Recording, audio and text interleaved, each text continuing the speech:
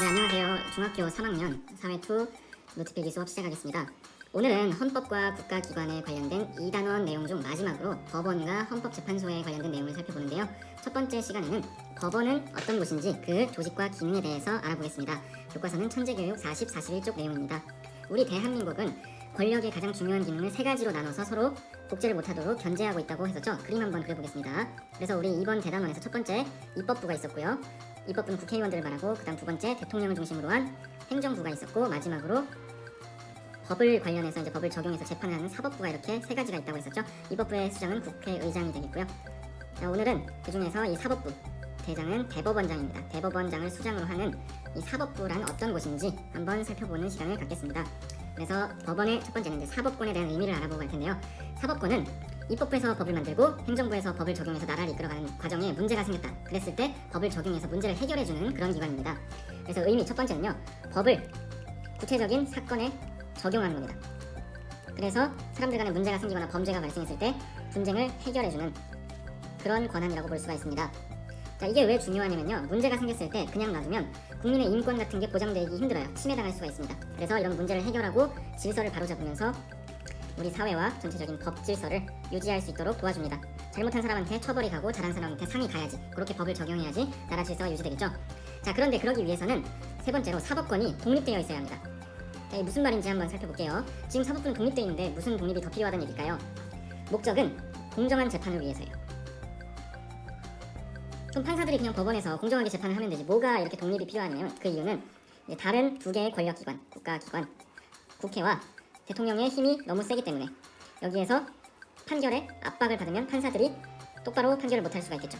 그래서 대통령과 국회 같은 힘센 권력으로부터 판사들의 사법부를 독립시켜주기 위해서 우리나라 헌법 제101조와 103조에서는 다음과 같은 방법으로 판사들의 지위를 보장해주고 있습니다. 앞으로 교과서에서 법관이라고 나오는 단어는 무조건 판사다 이렇게 생각해주시면 됩니다. 법관의 지위를 보장해줌으로써 대통령과 국회의원들이 압력을 넣어도 판사들이 굴하지 않고 제대로 판단을 할 수 있게끔 헌법에 명시되어 있습니다. 어떤 식으로 보장해줄까요? 법관, 판사는 함부로 누구도 정당한 이유가 있지 않으면 아주 큰 잘못을 하지 않는 이상 징계나 탄핵을 당하지 않습니다. 해고당하지 않는다는 그런 소리고요. 두 번째로 이 법관, 판사는 대통령, 국회의원 다른 거 다 생각하지 않고 오직 헌법만 생각하고 그리고 우리나라의 법률만 생각하고 그리고 자기의 양심 이 세 가지만 생각하고서 판결에 집중하면 됩니다. 자, 그런 내용들이 담겨있는 게 바로 이 헌법 두 개의 조항이고요. 이 조항들을 통해서 법관의 지위를 보장함으로써 사법부의 독립을 이뤄내고 있습니다. 그래야 우리나라 질서가 제대로 유지될 수 있으니까. 자, 그럼 지금부터 법원의 조직에 대해서 살펴볼 텐데요. 우리나라의 법원은 이렇게 얘기를 합니다. 삼심제도다. 이런 표현을 쓰는데 이게 뭐냐면 같은 사건에 대해서 첫 번째로 내가 판결 받았는데 죄를 받았어요. 억울해. 그럴 수 있잖아요. 그러면 다시 재판을 신청할 수 있어요. 또 두 번째 받았는데 또 억울해. 그러면 또 세 번째까지 우리나라는 이렇게 재판을 같은 사건 세 번까지 본인이 원해서 신청하면 받을 수가 있습니다. 그래서 삼심제도 이렇게 얘기하고요. 뒤에 보면 어려운 내용들이 단어가 나오는데 이 단어는 그냥 외워주세요. 1심에서 2심으로 다시 심판하는 걸 항소를 요청한다고 하고 2심에 불복해서 3심을 신청하는 걸 상고를 한다 이렇게 얘기를 합니다. 자, 그럼 지금부터 각각의 1심, 2심, 3심을 어디에서 담당하는지를 중심으로 법원의 조직에 대해서 살펴볼게요. 어렵지 않습니다. 낮은 것부터 가장 낮은 법원은 이렇게 불러요. 전국에 지방이 흩어져 있다고 해서 지방법원. 여기선 최초의 사건, 1심 사건의 재판을 담당합니다. 자, 그런데 1심 사건에 대해서 불복하고 아까 얘기했죠? 두 번째 재판을 신청하는 항소를 하는 경우가 있죠. 그러면 전국에 있는 지방법원에서 다음 단계로 고등법원이라는 법원으로 넘어갑니다. 그래서 여기서는 1심에 불복한 두 번째 2심 사건을 담당합니다. 자, 우리 아까 얘기했죠? 1심에서 2심으로 이렇게 재판을 신청하는 걸 항소를 신청한다 이렇게 얘기를 하는 겁니다. 여기도 있죠? 세 번째, 근데 두 번째 사건에도 내가 마음에 안 들어. 이건 난 억울해. 하면 마지막으로 세 번째 재판을 신청할 수 있습니다. 우리나라는 그래서 삼심제도라고 하고요. 2심에서 3심으로 최종 재판 신청할 때는 상고를 한다 이렇게 얘기합니다. 이거 그냥 외워주세요. 항소, 상고, 항상 이렇게. 근데 이 3심 재판을 담당하는 건 어디냐면 대법원이라는 곳입니다. 뭔가 중요한 이름이 딱 느낌이 오죠? 대법원은 가장 중요한 3심 재판을 담당하고요. 그래서 구성이 좀 알아둬야 됩니다. 대법원은 누가 여기에 속해 있냐면 사법부의 수장이라고 할 수 있는 대법원장이 여기에 속해 있습니다. 대법원장은 대통령이 임명하고 임기는 6년인데 역할은 사법부의 우두머리 수장이다. 자, 그리고 대법원장 밑에 대법원에서 판결을 담당하는 판사들 있죠. 그 사람들을 뭐라고 부르냐면 그냥 판사가 아니라 대법원의 판사는 독특하게 이름이 다릅니다. 대법관이라고 뭔가 일반 판사랑 다른 이름으로 불러주죠. 대법관은 간단해요. 그냥 대법원에서 일하는 법관, 즉 판사들을 말하는 겁니다. 근데 이름이 대법원이 워낙 중요하다 보니까 대법관이라고 따로 불러주는 겁니다. 총 14명이고 임기는 같고요. 얘네는 다시 한번 할 수 있습니다. 자, 대법원장은 사법부의 수장이면서 동시에 대법관이기도 합니다. 그러니까 대법관 중에서 대법원장이 나오는 거겠죠. 대법원장을 포함해서 총 14명의 대법관이 대법원의 3심을 담당하고 있습니다. 자, 조직에 대해서 지금 살펴봤는데요. 그럼 다음으로는 일반적인 법원이 아니라 좀 특정 영역을 담당하는 법원은 이름이 다르다고 합니다. 그거에 대해서 살펴볼게요. 첫 번째는 가정에서 일어나는 일을 담당하는 가정법원. 가정법원에서는 우리 집에서 나타나는 가사 사건을 담당합니다. 예를 들면 부부간의 이혼, 아니면 가족들 간의 상속 문제, 이런 문제 다툼이 생길 수가 있어요. 아니면 여러분처럼 지금 미성년자는 법에서 소년이라고 부릅니다. 남자 여자 할 때 소년이 아니라 소년은 미성년자를 말하는데 이런 소년 사건은 가정법원에서 담당한다. 이렇게 정리해 주시면 되겠습니다. 자, 두 번째는 행정적으로 뭔가 억울한 처분을 받았을 때 우리 배웠습니다. 자기의 인권이 침해당하면 국민권익위원회에 행정심판을 신청할 수 있죠. 근데 행정심판도 불복하면 우리 행정소송 단계로 넘어갈 수 있다고 했습니다. 그럴 때 행정소송을 담당하는 곳 행정법원.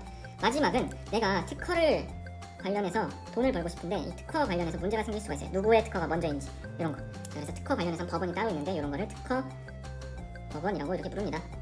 자, 그러면 가정법원, 행정법원, 특허법원 그리고 1심, 2심, 3심 지금 뭔가 두 가지로 나눠져서 좀 헷갈릴 수 있는데 그림을 통해서 정확하게 법원의 조직도를 한번 그려보겠습니다. 자, 먼저 가장 위에서부터 그릴게요. 헷갈리지 않게. 가장 높은 법원은 우리가 대법원이라고 한다고 했죠. 대법원은 3심 재판을 담당합니다. 그리고 대법원 밑에는 이렇게 밑에 단계에 고등법원이 위치해 있습니다. 그래서 고등법원은 뭐였죠? 아까 두 번째 재판 2심을 담당한다고 했죠. 자, 그리고 고등법원 밑에는 이제 일반 법원들이 있는데 자, 요때 1심을 담당하는 게 지방법원 얘기죠. 1차 법원. 자, 그리고 행정법원과 가정법원이죠. 이건 다 지금 1심에 이렇게 같이 이렇게 있습니다. 그러니까 약간 단계가 이런 식으로 생겼다. 이해해 주시면 될 것 같아요. 이렇게 그림을 그려보니까 이해가 가시죠? 자, 근데 이때 1심에서 2심으로 다시 신청하는 걸 고등법원에 항소한다 이렇게 표현을 했고요. 그리고 고등법원에서 대법원으로 상고를 한다 이렇게 얘기를 했었습니다. 자, 이제 그림이 이해가 가시죠? 자, 그럼 하나 남았습니다. 여기는 뭐냐면 특허법원이 들어갑니다. 특허법원은 독특하게 첫 번째 판결 자체가 2심 고등법원과 같은 급이다 이렇게 생각해 주시면 되겠습니다. 그래서 특허법원에서는 여기 두 번째 단계에서 첫 번째 1심 재판을 하고요. 그래도 억울하면 대법원에서 특허 관련해서는 2심 재판을 두 번째 재판을 대법원에서 하게 됩니다. 좀 체제가 다르죠? 특허 관련해서는 이렇게 두 단계로만 이루어진다. 그리고 똑같이 1심에서 2심으로 특허법원에서 다시 신청하는 걸 두 번째에서 세 번째라 상고가 아니라 지금 보면 첫 번째랑 두 번째죠. 그래서 이걸 항소를 한다 이렇게 표현하는 겁니다. 자, 이 그림을 잘 기억해 주시기 바랍니다. 우리나라 법원의 조직도. 자, 그러면 마지막으로 법원의 기능 그리고 법원에서 어떤 권한들을 가지고 있는지 정리하고 수업 마치겠습니다. 법원의 가장 중요한 본질적인 기능은 법관들이 하는 재판이죠. 재판은 사람의 인생을 바꿀 만큼 매우 중요합니다. 그래서 중요한 판사들이 따로 있는 거고요. 재판이라는 거는 법률을 판사들이 쭉 읽어보고 해석을 합니다. 아, 요런 의미구나. 그 다음에 문제가 있는 상황에 적용을 합니다. 이 적용 과정을 재판이라고 우리가 부르는 거고요. 재판을 통해서 법을 적용해서 문제를 해결해주는 이런 법원의 기능이 있고요. 자, 이 재판은 뭔가요? 법원의 가장 기본적이자 중요한 권한이라고 할 수 있습니다. 두 번째로 법원에선 재판만 하는 게 아니죠. 재판 도중에 뭔가 법이 이상하면 헌법재판소에 뭘 할 수 있다고 우리 배웠죠. 내 침해된 인권을 구제받는 방법 얘기할 때. 자, 그래서 이게 기억나시는 분들 있겠지만 위헌법률 심판을 신청할 수 있습니다. 여기서 심판 자체를 하는 게 아니라 재판 진행 도중에 뭔가 지금 재판과 관련된 법이 헌법과 다른 것 같아. 애매하다. 이거는 헌법 관련해선 법원에서 단독적으로 해석할 수가 없습니다. 그럼 이런 애매한 상황에서는 자, 이 관련된 내용을 헌법재판소에 이게 맞나 틀리나 판단 좀 해주세요 라고 신청을 합니다. 그래서 요거를 심판을 신청하는 그런 권한을 법원에서 가지고 있습니다. 심판하는 게 아니라 신청하는 그런 권한입니다. 예를 들면 낙태죄라는 게 있습니다. 임신한 여성이 낙태를 해서 아이를 지우면 형사법에 저촉돼서 잡혀갑니다. 그런데 이 낙태죄 재판을 진행하는 도중에 어떤 사람이 이렇게 생각하는 겁니다. 아니, 나는 신체의 자유가 있다고 헌법에서 얘기했는데 왜 이 낙태죄는 나의 신체의 자유, 여성의 신체의 자유를 억압하는 법률이냐, 헌법에 위반된다 신청을 한 겁니다. 그래서 실제로 재판 진행 도중에 낙태죄가 헌법에 위배되는지 아닌지 요게 위헌법률 신청 요게 갔습니다. 헌법재판소에. 결과는 부분적으로 위헌이다, 잘못됐다. 그래서 지금 고쳐지고 있는 그런 상황이고요. 아무튼 이런 권한이 있다. 세 번째는 명령규칙 심사라는 건데요. 요거는 법률 밑에 행정부가 만든 법의 단계가 있습니다. 그래서 행정부가 만든 명령과 규칙, 요게 헌법이랑 다른지 아닌지 요거를 심사할 수 있는 권한이 바로 법원에 있습니다. 요건 여기서 자체적으로 심사할 수 있어요. 우리 법의 단계 기억해보면 헌법 밑에 국회의원들이 만든 법률, 그리고 그 밑에 명령이라는 게 있었죠. 자, 이 명령이 대통령 행정부가 만든 겁니다. 그래서 이게 헌법에 다른지 아닌지, 자, 요거를 판단해 주는 거다. 자, 이렇게 이해해 주시면 되겠습니다. 자, 오늘은 첫 번째 사법부에 관련된 내용으로 법원과 그 조직에 대한 내용을 살펴봤습니다. 자, 오늘 수업 여기까지 하겠습니다.